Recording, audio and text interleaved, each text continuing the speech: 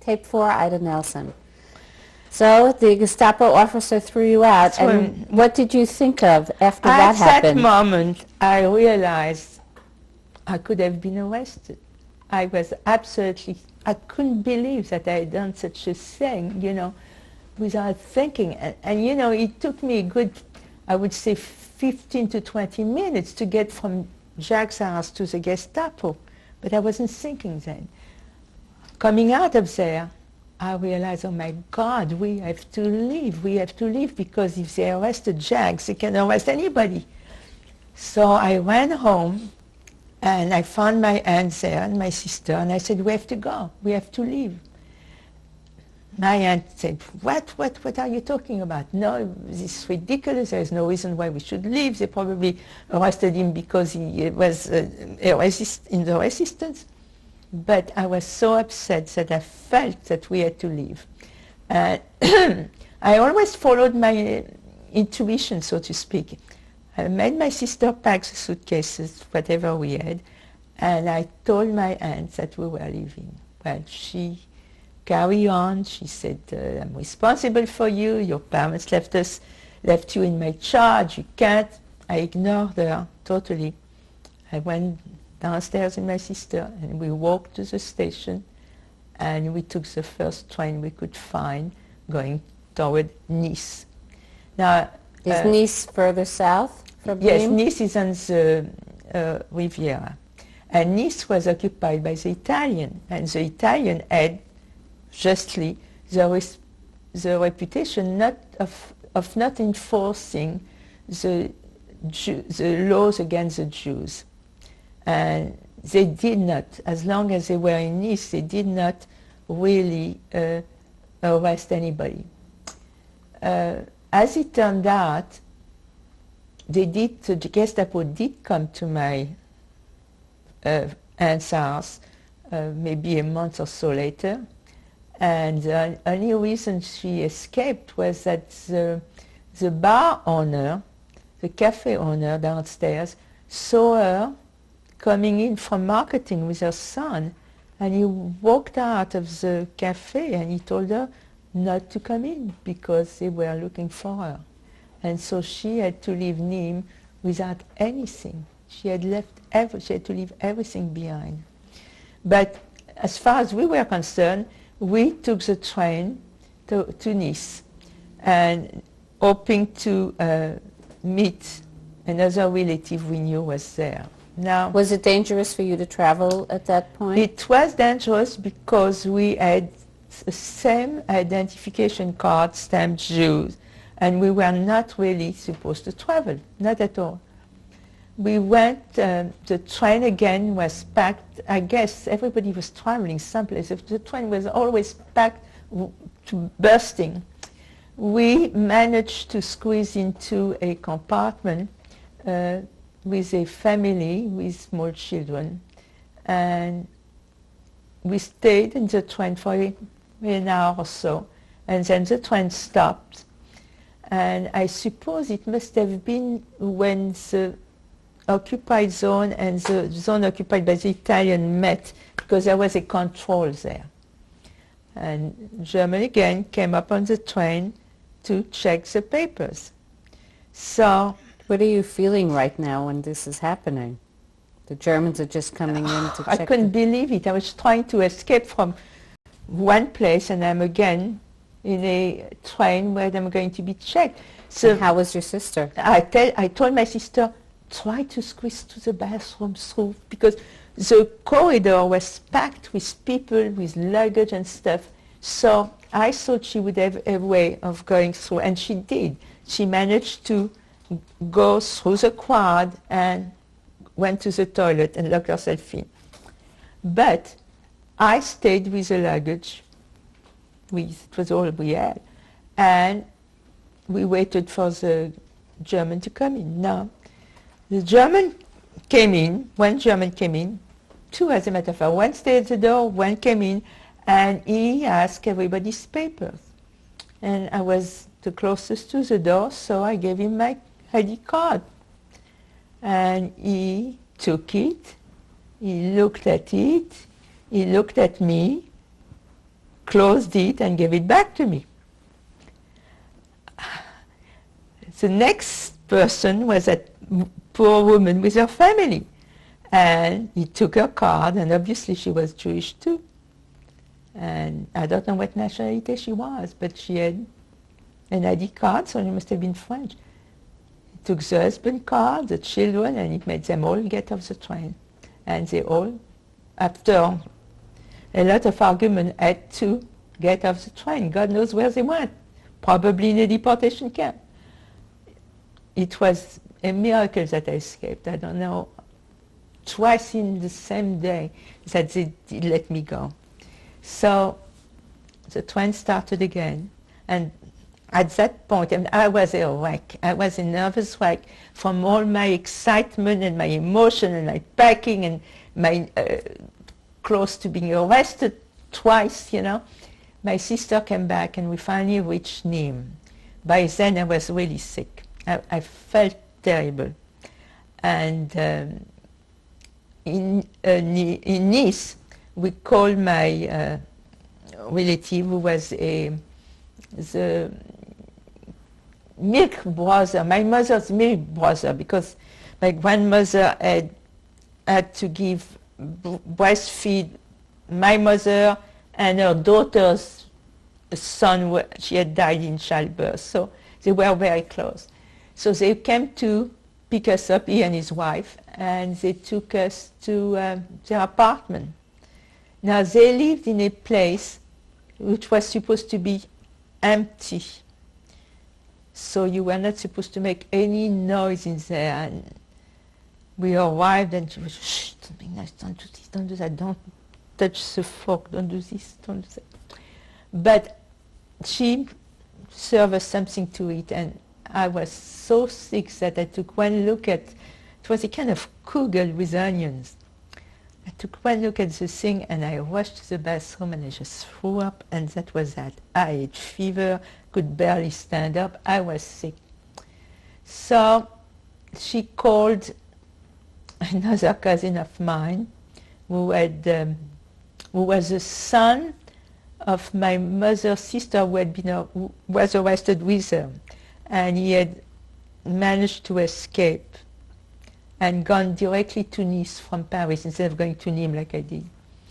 And he had gone through several years of medical school already. So he came to look at me and decided that I had jaundice.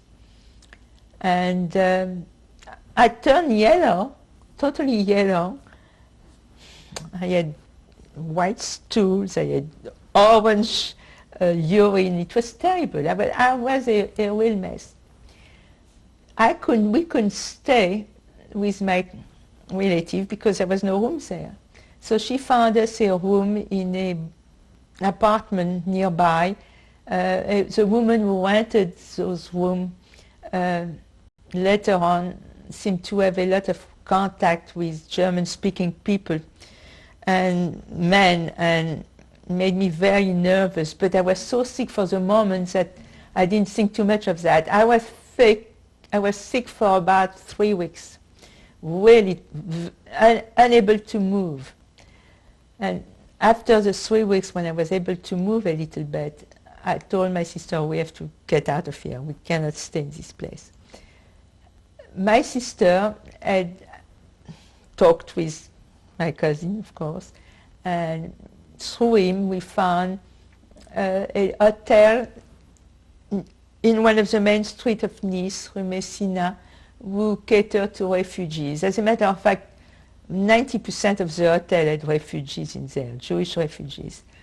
This hotel was okay because in the one room we had a stove and toilet, so we moved in there.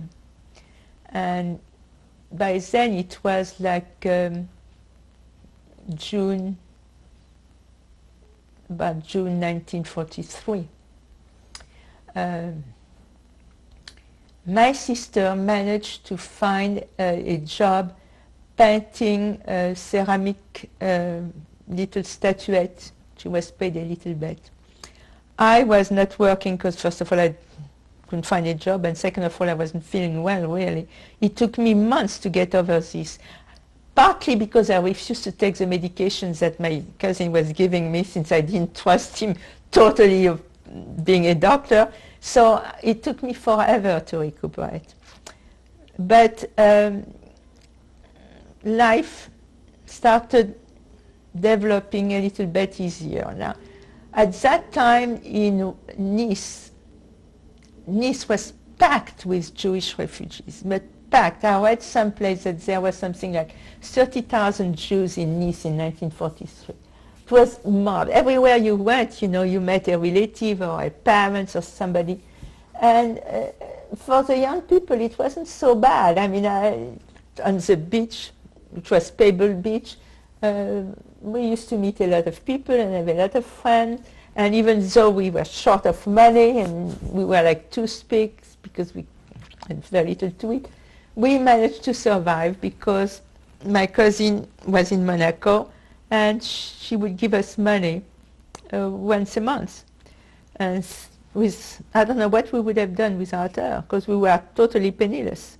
But she was there and she survived. She helped us survive. I have to say that I think this type of story happened to many Jewish families. There was always somebody around, I think, to help out.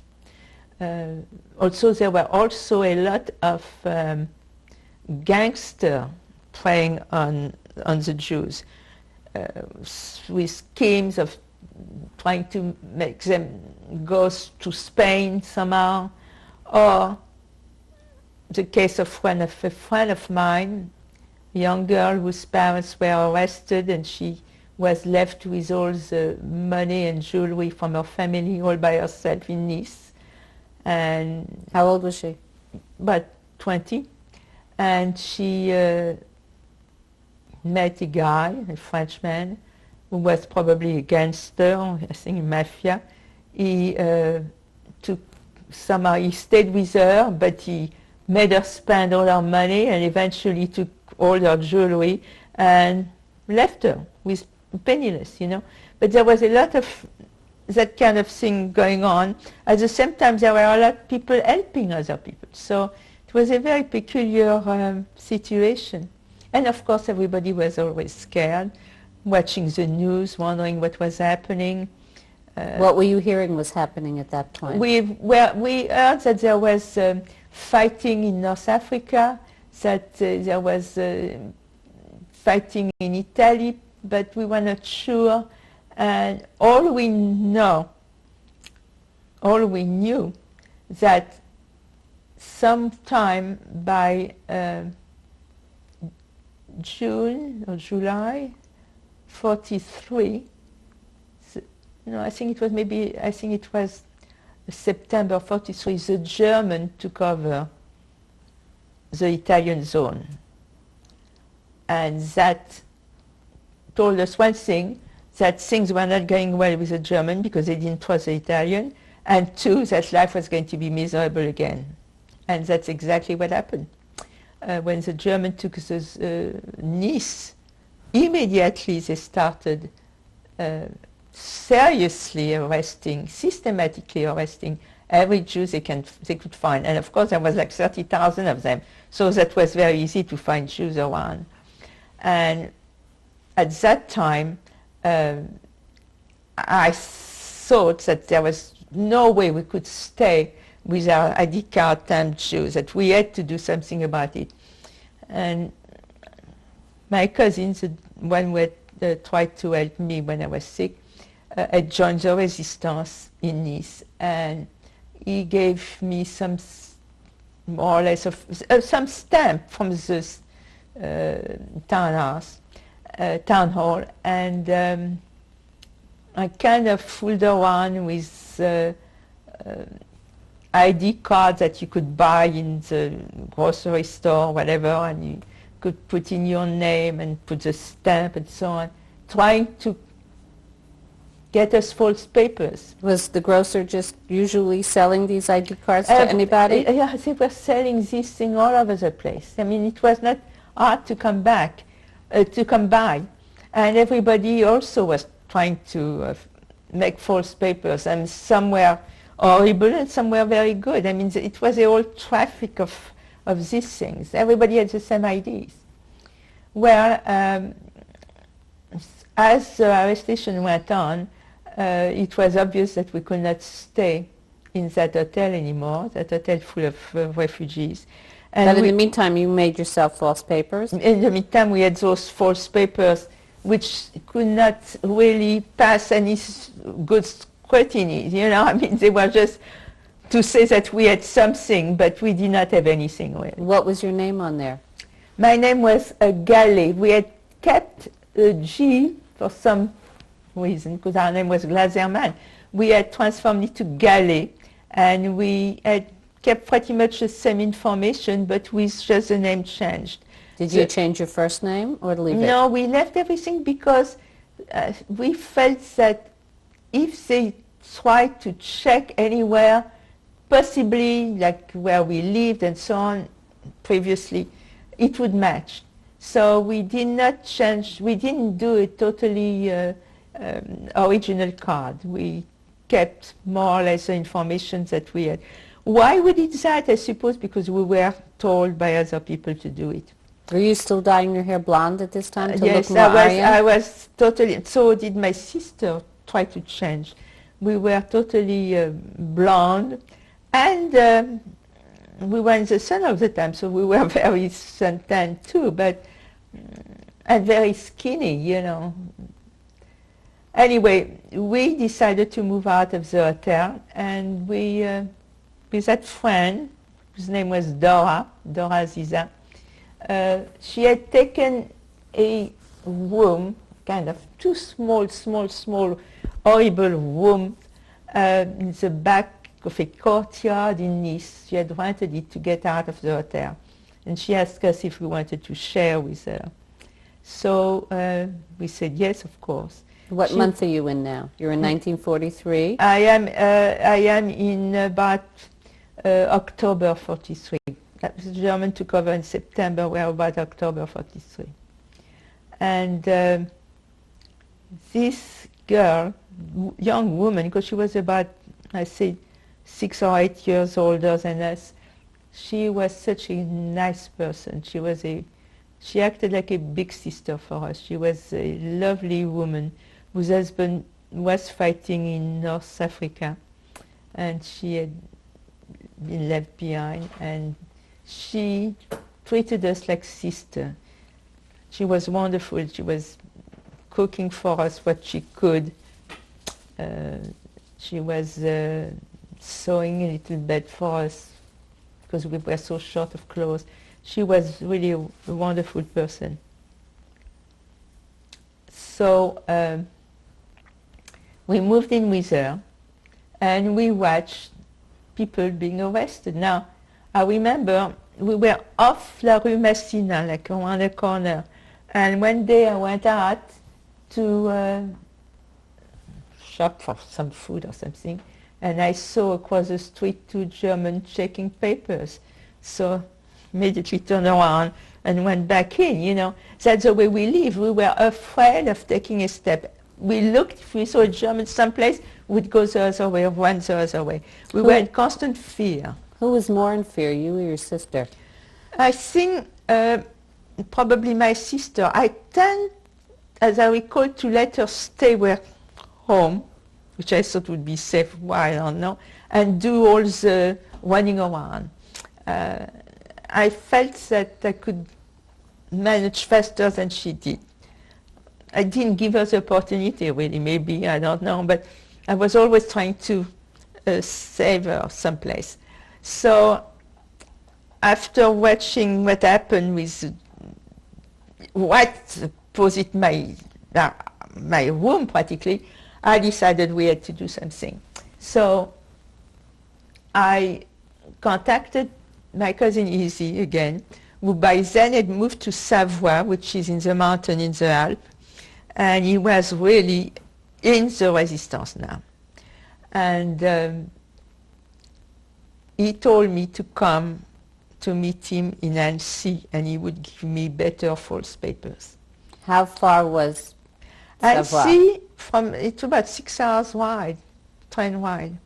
But it's really rather remote, Annecy, because it's in the mountain, you know. Also, I have to say that I was very nervous about taking the train because of my paper stamp due again, but no one checked my papers in that one, because people were going to Nice, they were not going back up, you know.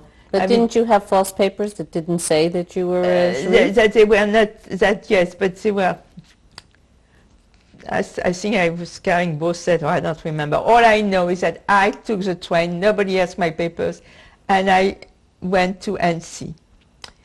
And Annecy, he was there with a truck, and he drove me through mountain roads to a very small, isolated village. Very small village. And how did the people there? There was, when I arrived in the farm, there were only 2 people in the farm. There was a woman, young woman, and an older man. None of them said even hello to me. Nobody talked to me. My cousins told me where to stay, and he said, I'm going to make a contact and I'll be back. So I stayed in my corner there. Then somebody asked me if I wanted to eat something, and I said yes, and so they served me some kind of soup, and I waited.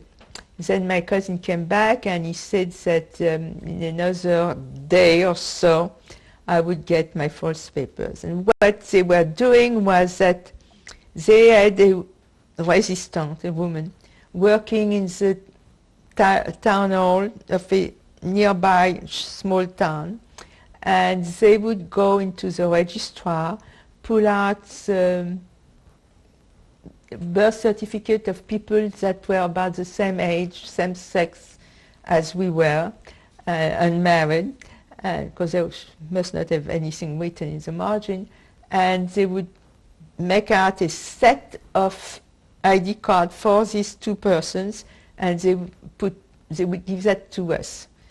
At the time, they did not have pictures on IDs, so it was easy to fix that. They also would pull out if they could, from that small town in the church, they could pull out the baptismal certificate, and they did. So I stayed there, I think, 48 hours. Where did you sleep? Did you stay in this in the farm, in a corner. It was freezing. I remember it was so cold. It was winter. It was like January. It was cold.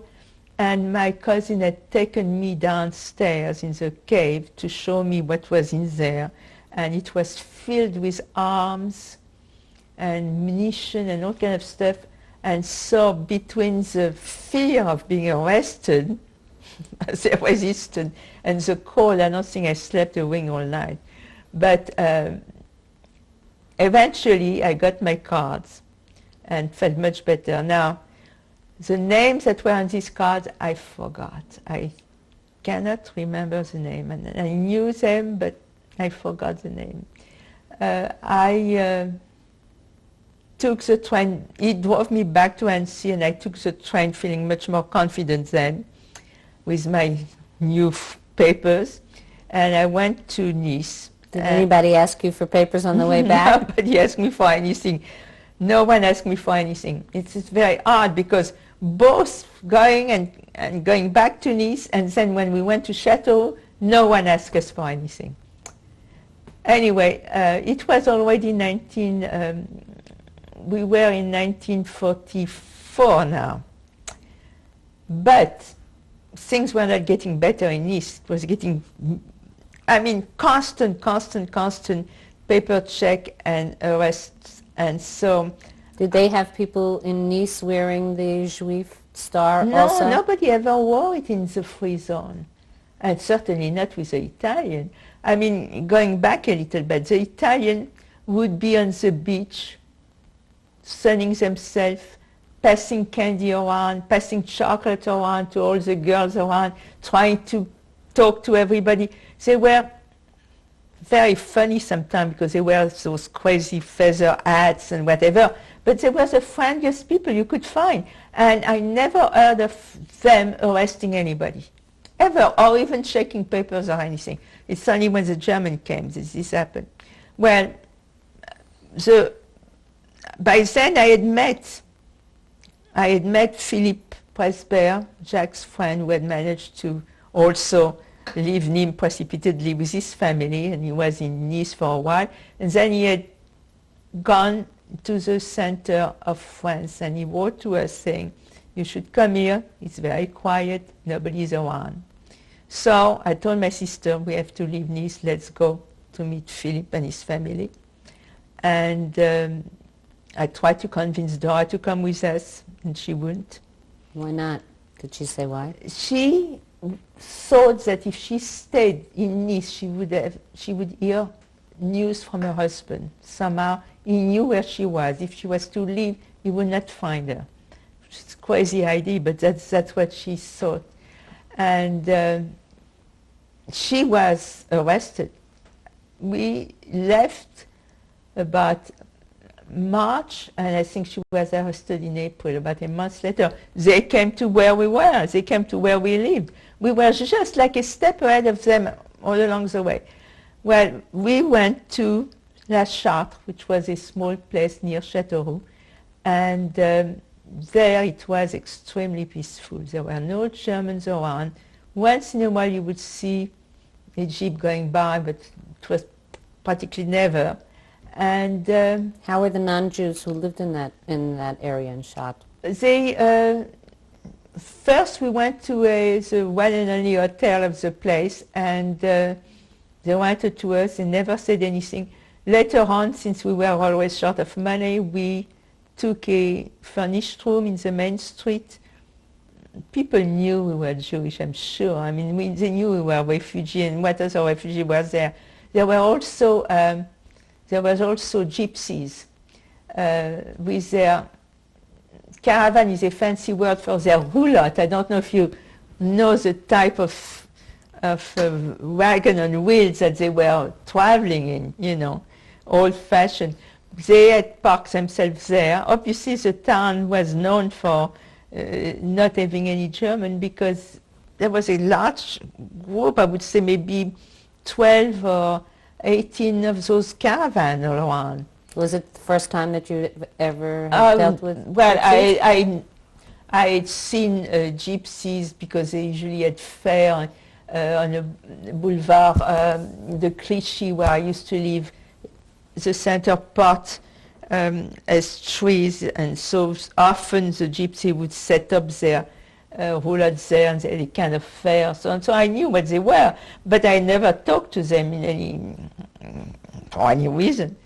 And so Philippe, who was there with another friend of his that had followed, you know, the same letter that he had suggested we should go there, and so they would come to visit us all the time, and we'd talk, and once in a while they would bring some of those gypsies, because having nothing to do, they would wander through the town. They had contacted the gypsies, and some of those who were also hiding from the German came to our room, and with their guitar, and they would give us a concert. It was fairly bucolic, considering that such going-ons were all around us. We're going to change the tape now. Another half an hour?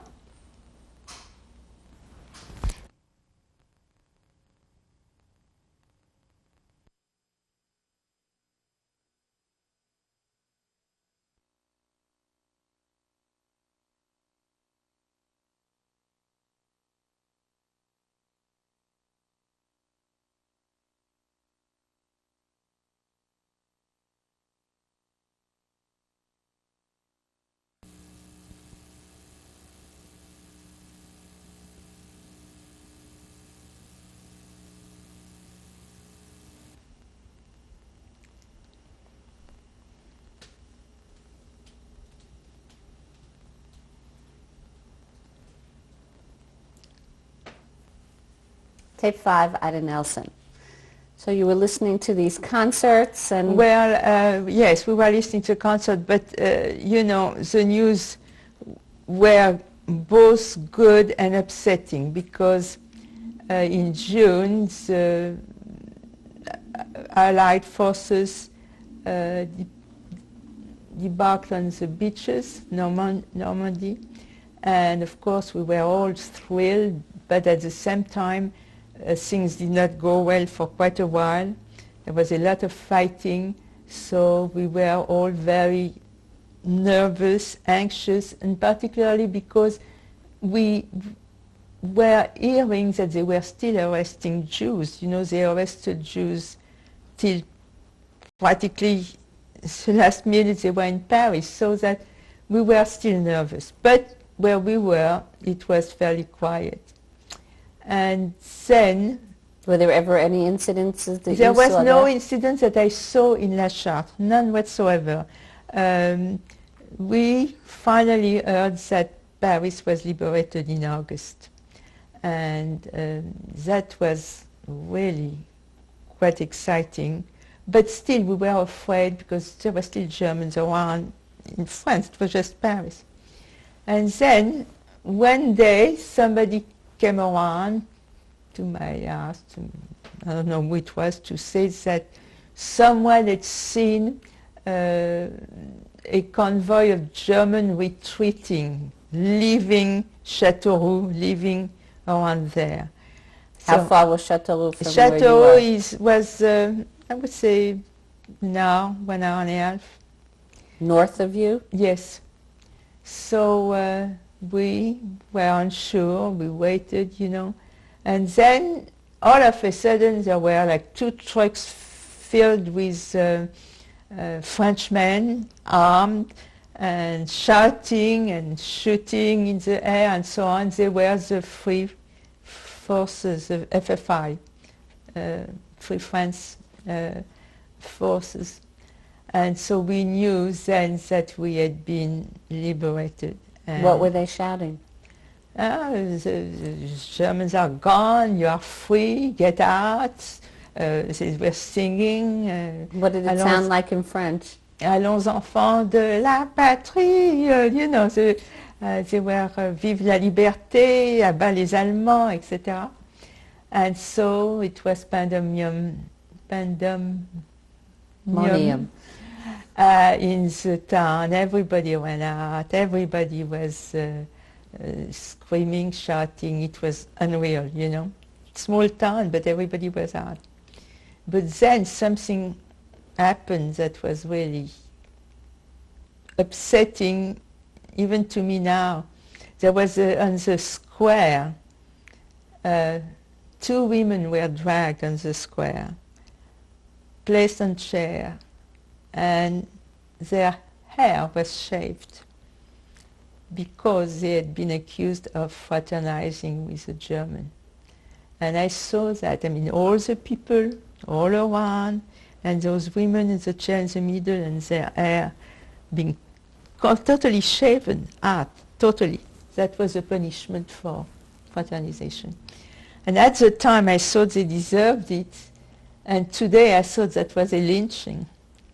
But at the time I thought it was right punishment for them to go with Germany. Anyway, that was, the 2 events are connected in my head. But after that we knew we had to go, we could go back to Paris, because now France was liberated, most of it. Of course they were still fighting, but it was more towards Germany. So... Did you think that your parents might still be there? Yes, of course. We were still hoping. We were still hoping that my parents would come back, and we had to go back. So we packed up and our few belongings, and we each hiked to Châteauroux. And who gave you your ride? Do you remember who gave you the ride when you hitchhiked? To Châteauroux, I don't know, but from Châteauroux to Paris, I remember very vividly who gave me a ride. Because when we arrived in Châteauroux, there were a lot of American soldiers all over the place. In particular, on one of the squares, must have been one of the main squares, I don't know, but there were jeeps and trucks, and seeing American, I was so excited, you know, with all the excitement of the liberation. I went over and I kind of said, I waited for you so long, where were you, etc. And I didn't speak English very well then, but I spoke enough to be understood. And I talked with a group of them, young soldiers, and most marvelous people, I would say. They were very interested in our story, my sister and I. And we talked most of the afternoon, and then they told us that they were going to Paris the next day, and they would give us a ride to Paris. And so they arranged for us to sleep in one of their trucks. They never bothered us all night, you know, they were absolutely marvelous. And the next day they took us to Paris and left us in Versailles, because that's where their outfit was located. Do you remember any of their names? I don't remember any of their names. All I remember is that they were from the southern part of America. So when I talked to, were from North Carolina or someplace like that, because that struck in my mind. But they were young, you know, they were soldiers, but they were absolutely, I don't know how to tell you, after the German soldiers that were so rough and horrible looking. They were so neat, I thought. You know, so neat, even so they were in a war. And of course they had food and whatnot, and they were so gentlemanlike. Southern gentlemen, I'd say, I don't know. Anyway, we arrived in Versailles. We took a train to Paris, very short, like half an hour. And we arrived in Paris, and we went to that cousin that I had met in Nice. You know, they had gone to Paris. We went there. Why we went there? Because he owned a jewelry shop, and I knew exactly where he would be. So we went there, and again, they had to find, you know, accommodation for us. And so she found, Matilda was her name, she found in the house of a friend of hers, in the upstairs room, the maid's room, she found a room for us, and that's where we stayed. And so that was the end of our life under the occupation. But we were still without parents, without money, without apartment, without anything. So it took us a while to check, and of course we went to our old apartment, and everything had been taken away by the German. Nothing was left. Was anybody else living there? There was a new family living there. The German, I guess that my parents were arrested in September, and from the paper I have, I saw that the German came in April of the 43 to remove all our belongings. And we had a lot of expensive stuff left over from when we had been well off, you know. How did the people in your old apartment building react when they saw you coming back? They were absolutely stunned. Not so much the next door neighbor, who had saved for us some of the pictures she said she found on the floor, but the concierge was absolutely stunned when she saw us. I am sure she never expected to see us alive. To this day, I don't know if she had not taken herself some of our furniture. And did she say anything to you? She said nothing to us, but she did move out sometime later, and I don't know where she went. I mean, obviously she had been the one, when the German had come to arrest my parents, my mother had succeeded in escaping from the apartment to the upstairs bedroom, the maid's room. How do you know this? The neighbor told me. The next door neighbor told me, and when the German asked the concierge, where is the woman who lives here, she said she should be here. She said probably she's upstairs. And she's the one who pointed out where my mother was probably hiding. The next door neighbor told me that. So she had been instrumental in having her arrested, because it's conceivable that she could have been hiding upstairs and nobody would have thought of going upstairs, but she did show her the way. So this was upsetting, and also the fact that we had no news except terrible news that we heard of the concentration camp but we didn't hear yet, it's just a little while later that we heard, because the Americans had not liberated the camp yet. So, what was it that you had heard? What did you think was going on in well, camp? we had heard that they had all been arrested at Drancy, taken from Drancy to Auschwitz. That's all we knew, that there had been mass arrests, and they were all placed in a camp outside of Paris, Drancy, and then shipped to Germany, but to Poland, I think. But for a while, that's all we heard. So I started looking for a job, and of course, because there were so many Americans, and because I spoke English, and because they put ads in the paper asking for people who could speak English, I found a job in the American post office in Paris. And my sister also found a job in another American outfit.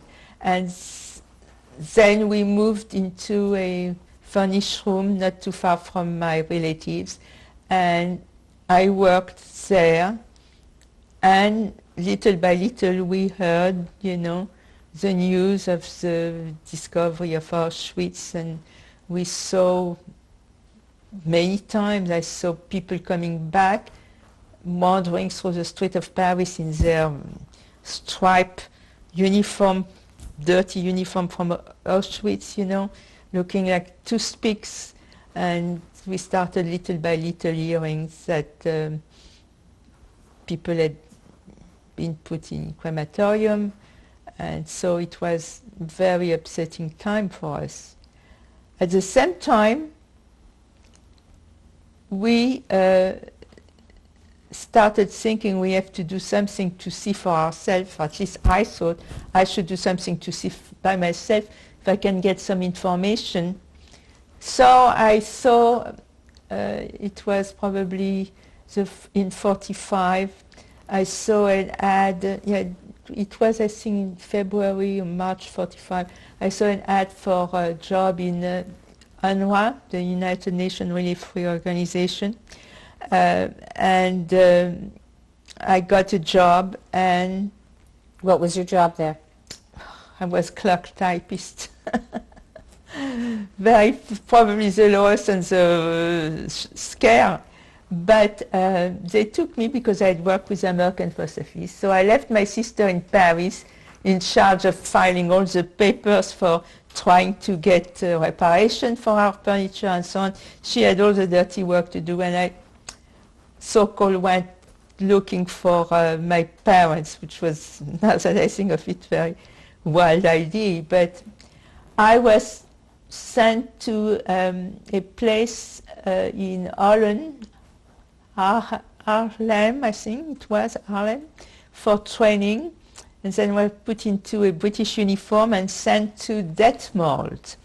Detmold, which is the northern part of Germany, where there was a camp of displaced persons, and they were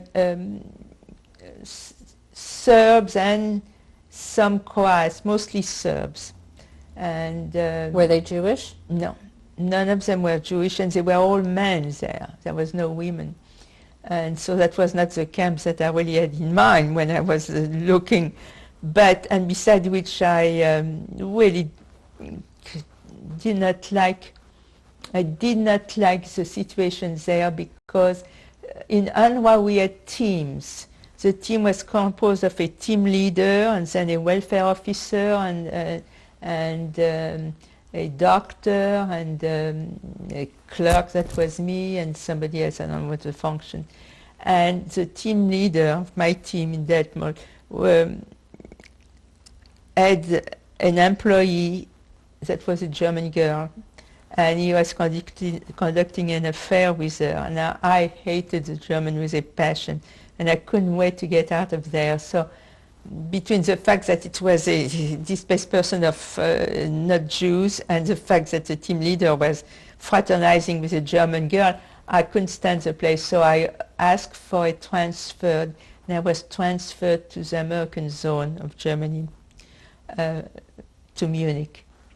And there it was again a team, but they were white Russians. There were men and women and children, They were white Russians. They were not Jewish, but they were white Russians who could not go back to Russia because it was communist. How they came to be there, I don't really remember.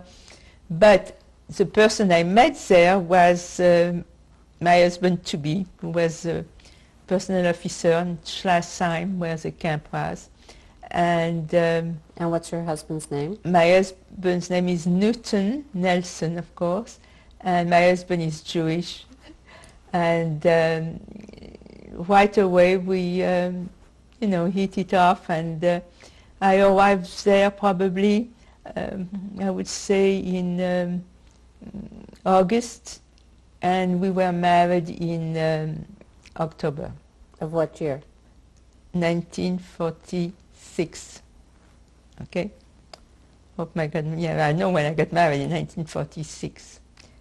And 26th of October 1946. Was your sister at the wedding, or was she still? Well, no, because my husband had to be in order to be discharged faster, had enlisted in UNRWA, and so he wanted us to marry as soon as possible, and I did not have any objection to that, so he asked permission to marry, and as soon as he got permission from UNRWA to marry, we got married in Germany by the German mayor. And so no one was there of my family. Of course I did write to her and tell her that, but it was still a surprise to everybody when I arrived with an American husband. And then my husband had only one idea: to go back home. He wanted to go back here, and he was at the time studying to be an accountant. Later on he became a teacher. But anyway, the long and short is that I had some problem getting papers, because in France, on my birth certificate, it was not said that I was married, since I had not been married in France or even made any papers. So I got on my husband's passport in order to arrive to America.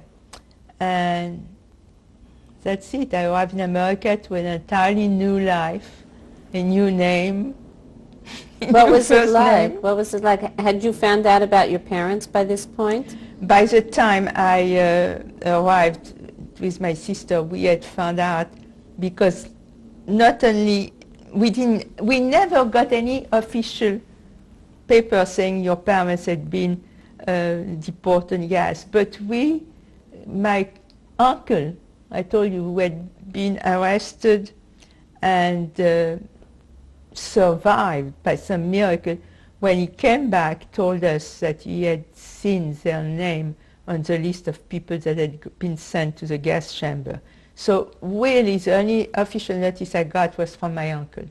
My uncle told me what had happened to them. And by then it was obvious that very few were coming back. The only ones that were coming back were those that were arrested the last, like those that were arrested in 44, 45. My friend Dora came back, and she had a horrible story to tell about having been put through all kind of program, a medical program to see about her period. They would try to arrest it. It was terrible. She was a walking skeleton when she came back. The same with my uncle. My uncle was like a skeleton. You couldn't believe that anybody could be a skin and bone like that. But those are the only two members of my family that came back. All the others stayed there. That was that. And I tell you, by then I had only one idea: to leave France. I just did not want to stay in France anymore. I was. How did you feel about leaving France, since after all it was the country that you were born in, that you lived in? I couldn't wait. I thought that the French people had done very little to prevent those mass arrests. Practically nothing. Some of the times they encouraged. The French police came with the Gestapo to arrest my parents. The French police was there with everybody else. It was, I really had no lost love for France whatsoever. And I was very happy to have married an American, and I couldn't wait to make my sister come to America to leave France at the time. How did it feel for you to leave France without her, since I you'd spent so much knew she together? was going to come. I mean, I told her, "Don't worry, you are going to come." And the first thing I did was to make her, to act as a sponsor for her, because being married to an American, it was easy. My husband just made all the papers. She came within maybe not even a year. She came to America. She came right away to America. And I became an American citizen 2 years after I arrived, because married to an American, it was very quick. 2 years after, I became a citizen. And so How did you adjust to the United States after? it was a total change of lifestyle, I have to tell you. It was really very hard. My mother-in-law was very Orthodox, so was my father-in-law. They lived in Brooklyn, in townhouse in Brooklyn, in not a very good section there. Really was a poor section. I was used to Paris and, you know, the beautiful street and so on. Brooklyn, she lived in near Bushwick Avenue, you know, not a very nice section at all. On top of that, my mother-in-law was not too keen of my having married my husband. And so she never thought really I was Jewish, because I couldn't speak Yiddish. And so at first it was really a cultural shock, really very much so. But then I started working and worked for a year or so. And then I got pregnant with my oldest daughter. And from thereafter, we moved out, we moved to Queens, and then eventually we moved here. And because I moved here when Wendy was 2 years old, so that's like 40 years ago, practically. No. And what are the names of your other children? And my children are Shelley, Dean, and Wendy Sue. Did you ever talk to anybody here about your experiences? Oh, not fully, really. Once in a while, people, particularly at school, when I started teaching, my colleagues, some of them were interested and enough to ask me a question. But it's such a long story in France, you know, and it's, I don't know if sometime I'm not in the mood to say it, you know. I figure that it's another life for me. I forgot to tell you that I came by plane to America, and I came with a Constellation starting from London. So from Paris to London we took a boat, and I was sick on the boat. Then from London to New York we took a plane that stopped in Newfoundland and in Ireland and Newfoundland, and could not land in New York. We had to land in Boston because the weather was so terrible. Where from Boston to New York we had to take a train, and I was absolutely sick on the train all the way from all of those change. And you know, the Constellation were not like jet. You went, there was an air pocket, and you went, it was a rough ride all the way. So that when I arrived in New York, all my husband's family was on the railroad platform to meet us. I was again sick. My sister-in-law told me I was as green as my sweater. I was really very sick. And then the house where they live was such an old-fashioned house, and so decrepit in my mind, you know. So I was really shocked that I thought, my God, where am I? What am I doing? But, you know, I have a very optimistic nature, and I said, well, I'll do the best of what I can, what I have, and I did.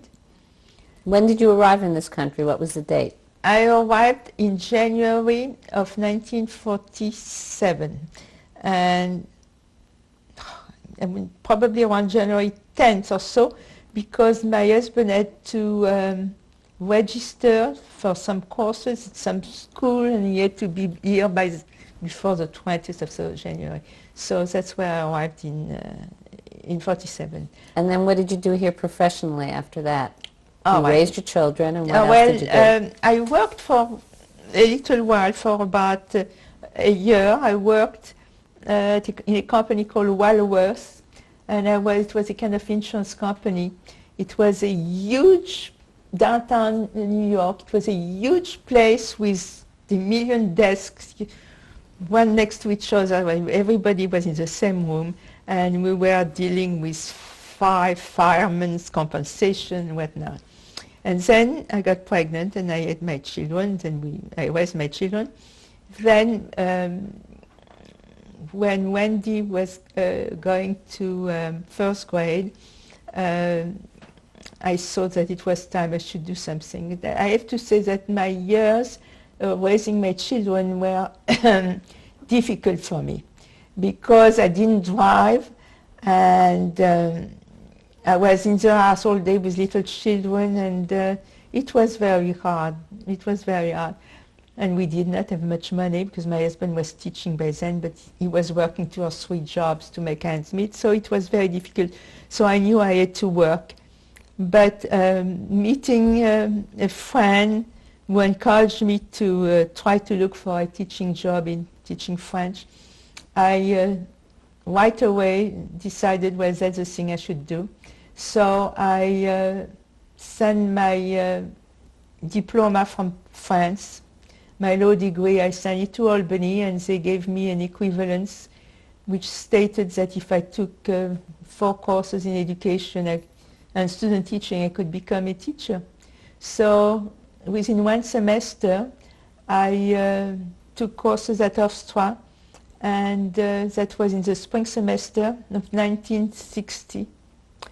And during the summer, I saw that they were looking for a French teacher at Uniondale High School, so I applied there and I got the job. And so in September of 1960, I became a French teacher from nowhere to somewhere. And I think my salary at the time was $4,200 a year. $4,200 a year. That's what was my salary in 1960. Which is extraordinary, isn't it? And my life changed after that. Absolutely changed, because all of a sudden I was me again, instead of being stuck cooking and doing things which I really never liked doing. I was a professional. I went to school. I got a doctorate in philosophy, and I got a master in English, and I got all kinds of degrees. And it was like a second lease on life. And the nice thing about America is that you can, at any age, go back to school and work and redo your life. Because I started a new life, really, at 40 years old. And I taught for 35 years. So this is it. And what about your sister? What was your sister doing while she was here? My sister was a much sadder story. My sister arrived like within a year. And the thing is that she also had to work, and so she found a job. First, she found a job as an assistant dress designer on 7th Avenue. But she wasn't suited for that. She was very shy and afraid. The warriors had made her afraid of everything. As much as I was aggressive, she was afraid. So she had a nervous breakdown and tried to commit suicide and didn't succeed, but she had to get shock treatment. And she was put in the hospital. It was terrible. Then she came out, and she came out just about the time that Wendy was born. We're going to change the tape now.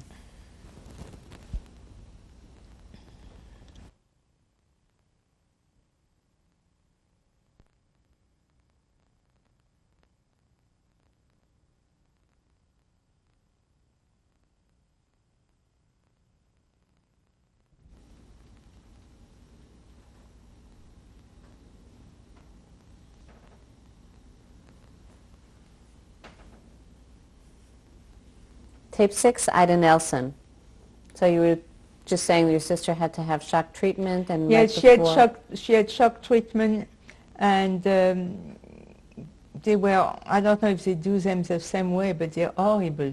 Shock treatments, they put things on your head and everywhere, and they send electricity through you, and supposed to erase your schizophrenia, which is what she had at that point. She was schizophrenic. But whether she would have not been able to survive in another environment, I don't know. Anyway, she came to live with me a little bit, and it was very difficult because by then I had 3 small children, and I was afraid. I was afraid because I did not know if she would harm the children, you know. Having tried to commit suicide, it was very difficult. But she got better and changed job and went to work for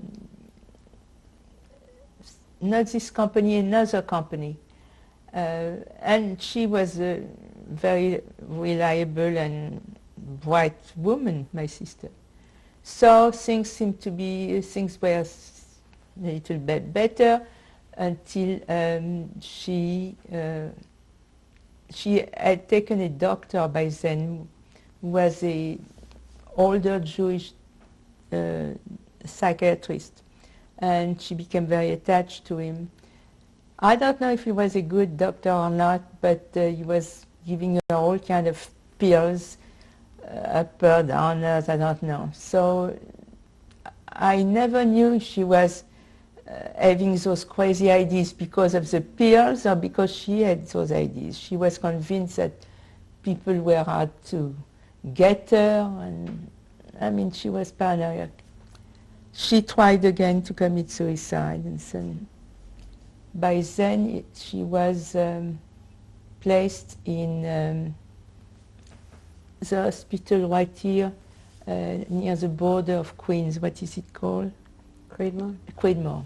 She was placed in Creedmoor. I remember going to visit her in Creedmoor. That was an horrible place again. And again she got shock treatment, and again she was improved. And that must have been early 70s.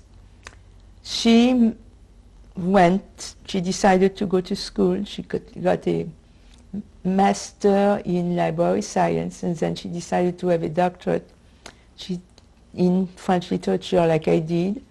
And she went, and going to school was good for her. It made her get out of her mind what she had, you know, always thinking of those crazy things. And she managed to have a life more or less working in that place where she worked for 10, 12,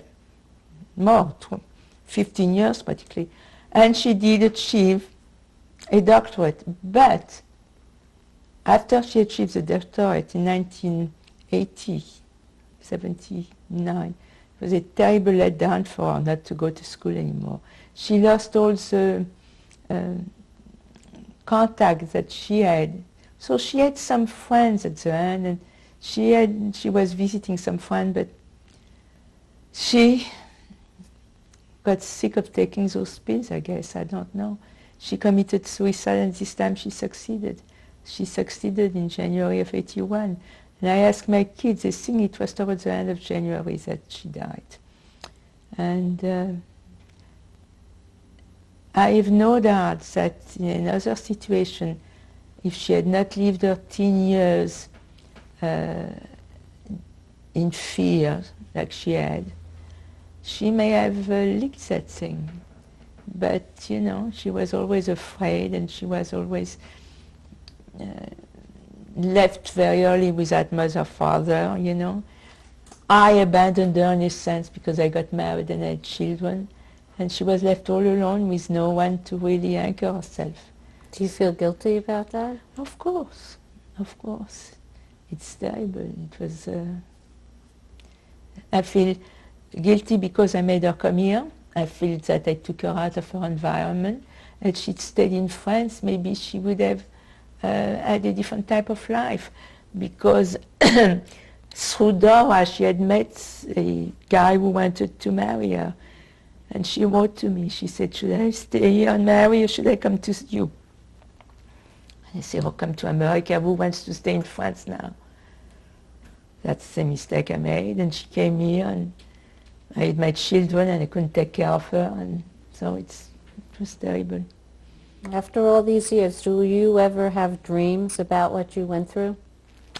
No, I don't, because I don't dwell on it. My nature is such that I always look at the positive side of things. My cup is always half full, it's never half empty.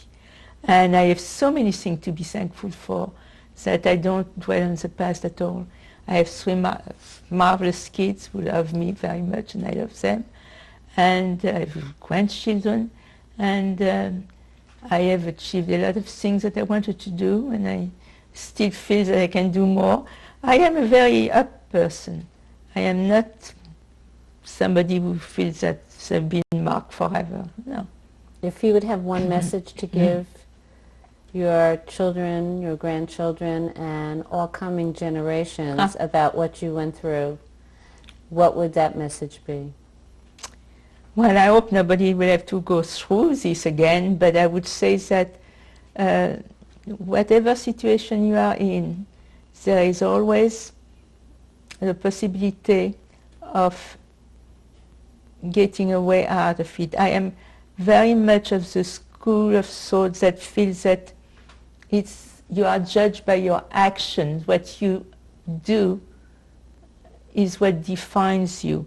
And so instead of dwelling on the negative and dwelling on the catastrophic events that happen to you, try on the contrary to find something that can get you out of it. You know, I really feel that life is doing. It's not sitting, it's not really reminiscing, it's not feeling sorry for you. It's doing something to improve your situation. And if you do that, you can get out of any situation. Of course, I was lucky, I have to say. You have to have an element of luck too. But if you do something, your luck will follow, you know. If you just sit and wait for something to happen to you, nothing is ever going to happen to you. How do you feel about your Judaism? You weren't really that much practicing Jews in Paris. How do you feel today? And how do you practice? I am very, very definitely Jewish. I am Jewish to the core. I'm a Jew, what can I say? If anything, all those events have made me more of a Jew. However, I'm not practicing. I mean, I'm a practical Jew. I have never been, and so my family is not, but I never miss a chance to remind them that I am Jewish. This is it, and so they are too. Of course, my son was bar mitzvah, and I keep telling them, you're my grandchildren, you're Jewish. Is there anything else that you would like to add?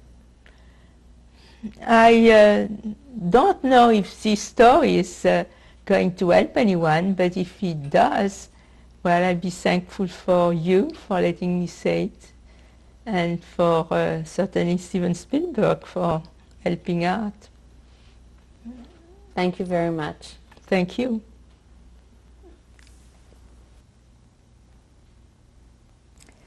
This is a picture of my father's family. You can see, starting on the right, sitting down, my grandfather, whose name was Ignace. Next on his knee is, I think, his niece.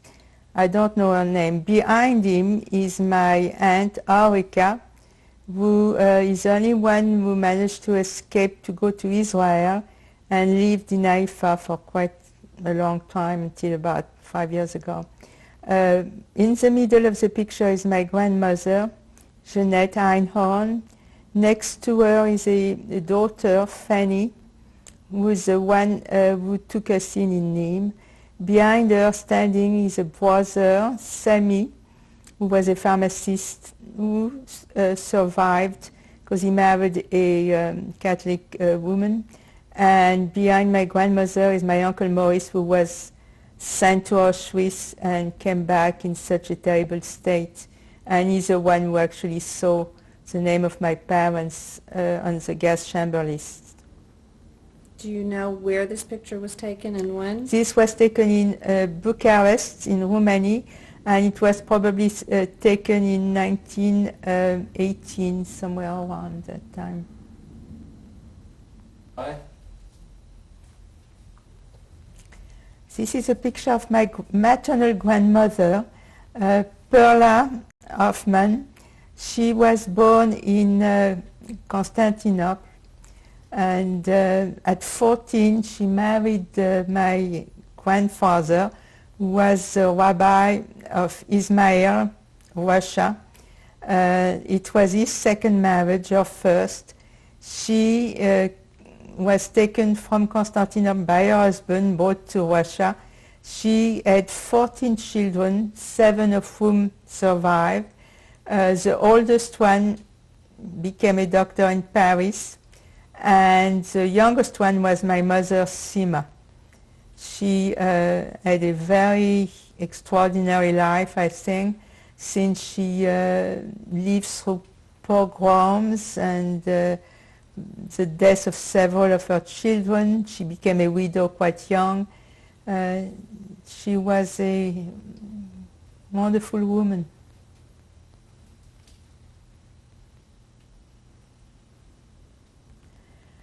This is my mother, Sima Hoffman. This picture was taken in Paris, probably in 1918 or 1919. She was already a French citizen as in 1913. She lived also through pogroms and came to France, married, and had us, my sister and I. She was a very pretty woman, and my cousin used to say to me, "Oh, you are not bad looking, but you don't match your mother in looks." Unfortunately, she died in Auschwitz in 1942.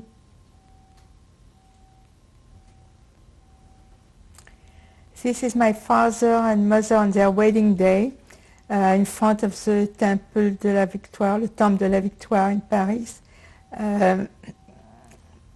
It was a very, very large wedding with a lot of bridesmaids, and my grandmother, both grandmothers came with their husband, and it was a very happy affair. What year was it in? It was in May 1921.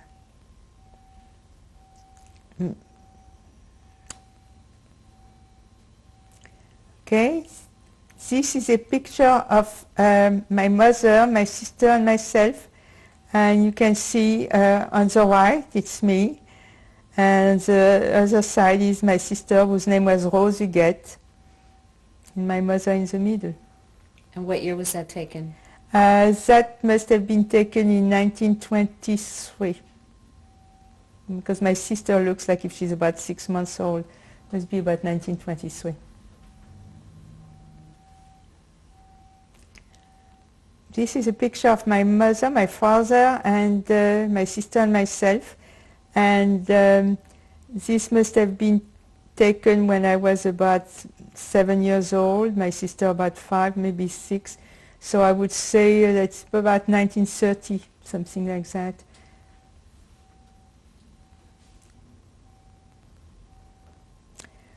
Oh, this is a picture of the whole side of my mother's family that we were very close with, and this is taken at the beach in the summer. We used to get together for the summer vacation.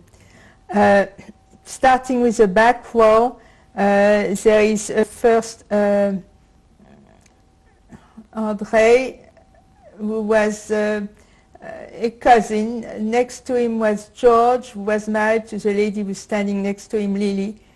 George was the one who was instrumental in helping us to pass to the free zone of France. Next to him is René. What happened to Andre and George? George was not Jewish, so he had no problem surviving. André and René were brothers. René is the one next to Lily there, and they became monegasques. I told you they took the citizenship of Monaco, so they survived because they were quite well-to-do.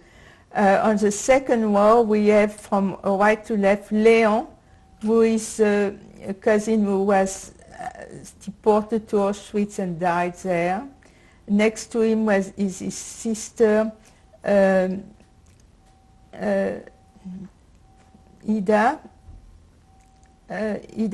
Yes, she's the one who helped us survive through the war by sending us money.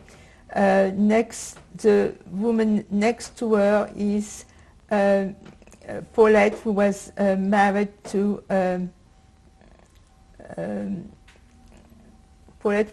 Léon.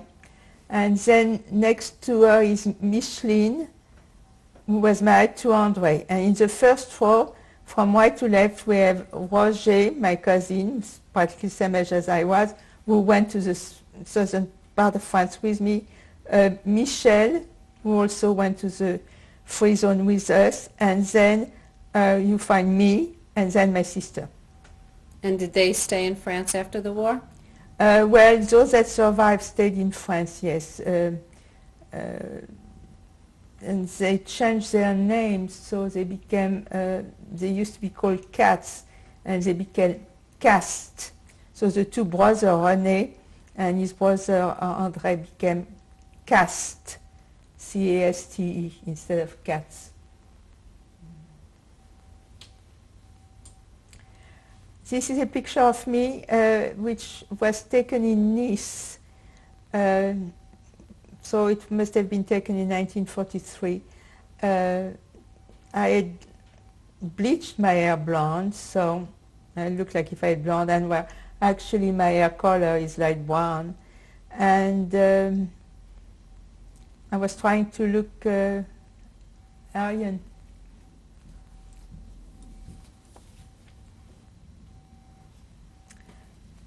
This is my sister also taking a picture of her taking in Nice in 1943, and she was not on that picture. She doesn't look that unhappy, but she was not that happy during that period. However, it's a pretty good picture of her. And what was her name?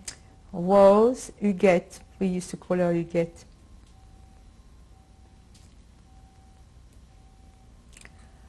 This is a picture of Jacques Lévy and me, and it was taken in Nîmes in 1942. And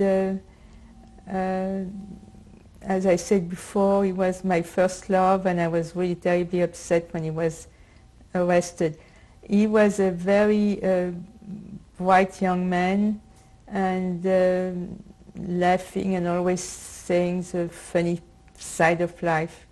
It's really one of the many Jews that died a stupid death.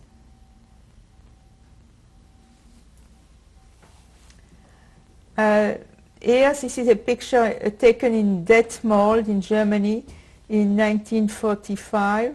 And I am here in my British uniform, and behind me is a nurse of the team.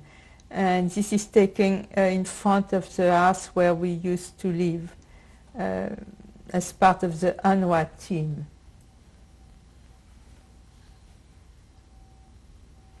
This is a picture of my husband, Newton, and myself. We are both in American uniform, but we were both in UNRWA, and that was taken shortly before we were married in October 46.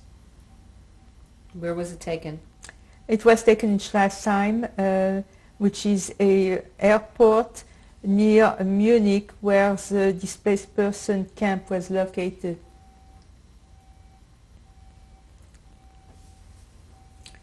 Now here we have a picture of the three children, my three children when they were small.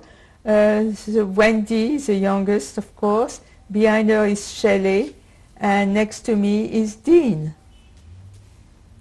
This was taken probably in 1950,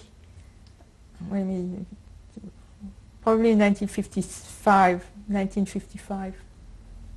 Where was it taken? It was, I think, taken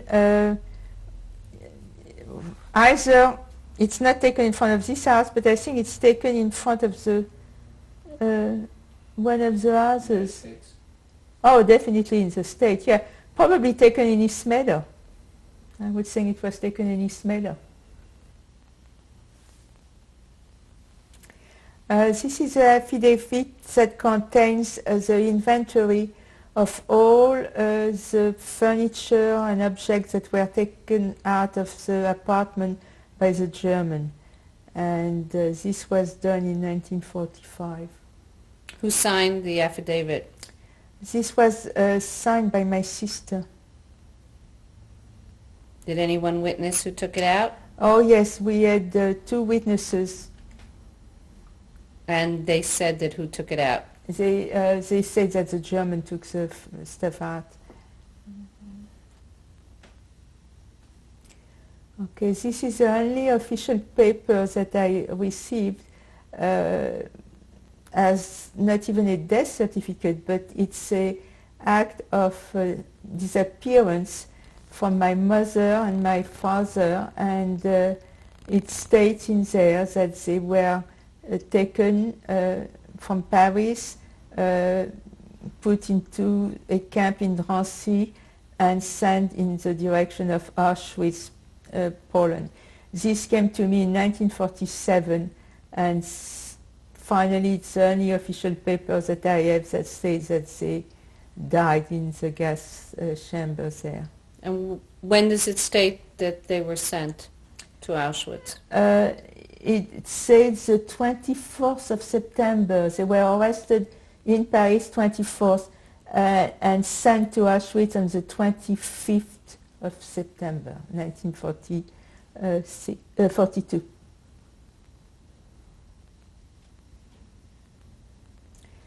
Okay, this is probably the first or second year of teaching. I am in my classroom and I'm talking to one of the students about her paper. I was teaching French.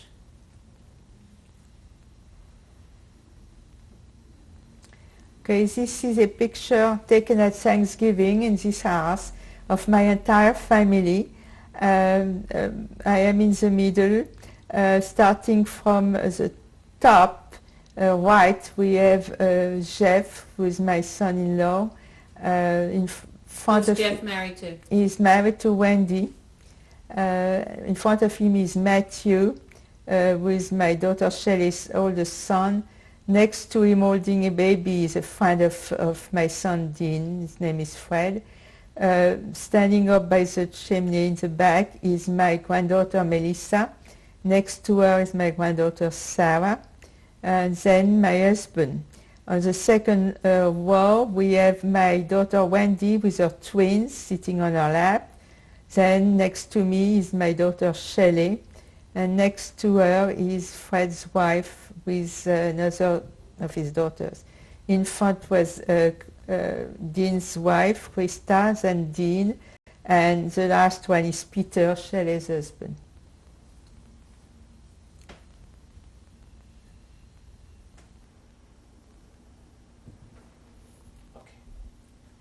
Mrs. Nelson, would you please introduce the people that are near you?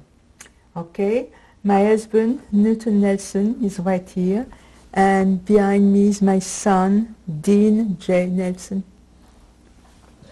And Dean, I have a question for you. How did you feel growing up as a child of a survivor? Well, I mean, of course, I was not unaware that my mother had gone through this, but as I was growing up, it was not something that was always uppermost in my mind, especially since the way my mother acted insofar as our lives were concerned, it wasn't of paramount importance. I think her experiences created in her a strength that was communicated to us, and that's what I tend to think of when I think of what the effect of the Holocaust was on her and was on us subsequently. So while I don't ever forget it, it's not something that I continually remember, and I think in that I'm just like her. Mm. Is there anything you'd like to say about your mother? Well, I think the interview you've just done shows that she's a remarkable person, and I think furthermore that she would have been a remarkable person under any circumstances. I've been very fortunate, I know my sisters feel similarly, to have had her for a mother and created in us a sense of balance and a sense of enjoyment for our lives and appreciation for what we have. I think we clearly have gained this by virtue of her experiences, and we're very fortunate to have had a mother like her and to continue to have a mother like her. Thank you. Thank you.